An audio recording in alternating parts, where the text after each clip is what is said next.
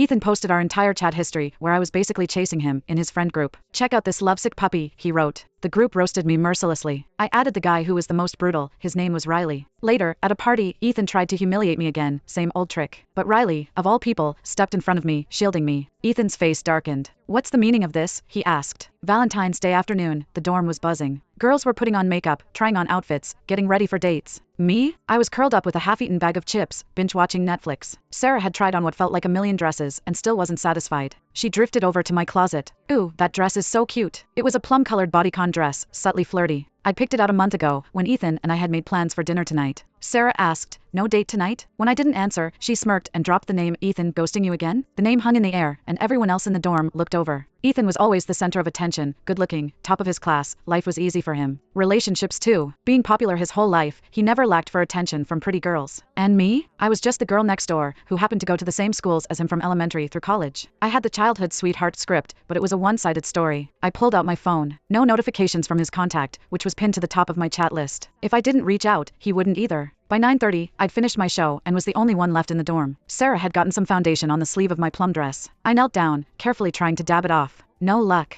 What was the point anyway? As soon as the thought crossed my mind, my phone rang. An unknown number, but I recognized it instantly. I didn't save his number, telling myself I didn't care that much. But I knew it by heart. "Hello?" I picked at a loose thread on the hanger, trying to distract myself. He chuckled, like he could hear the forced casualness in my voice. "Wanna go out?" he asked, his voice playful, teasing, the way it always was. So he did remember. "It's 9:30, I said. "So? Is it always last minute with me?" "Ethan, that's kind of rude." I tried to joke. "Did someone else bail on you?" I kept my tone light, but I couldn't help but wait for his reaction. But there was nothing. Silence. I thought the call had dropped, and I was about to switch to data when I realized he'd hung up. Back in our chat, beneath my long string of green text bubbles, were his two short replies. Ethan, whatever. Not forcing you." I started typing. I was kidding, trying to explain, but my fingers hovered over the send button. I'd waited all evening, and he just hangs up on me? I deleted the message and typed, "Are you mad?" Sent. His reply was instant. "Can't you tell?" He wanted me to grovel, like always. So I replied just as fast, "Be mad then." Then I blocked him. I opened my vocabulary app. Men? I'll learn 100 new words tonight. 2 hours later, almost finished with my word list, my phone rang again. "Ethan. Hungry?" "Nope," I said flatly. "Come downstairs, I brought you some clam chowder." I peeked out the window. Sure enough, his black car was parked in front of the dorm. He was leaning against the door, looking effortlessly cool in his long coat, his skin pale against the dark fabric. He caught my eye, smirked, and lifted a steaming container of chowder. It was the same kind I'd gotten him when he had the flu. As I walked downstairs, I overheard two girls talking. "Isn't that Ethan Miller from pre-med?"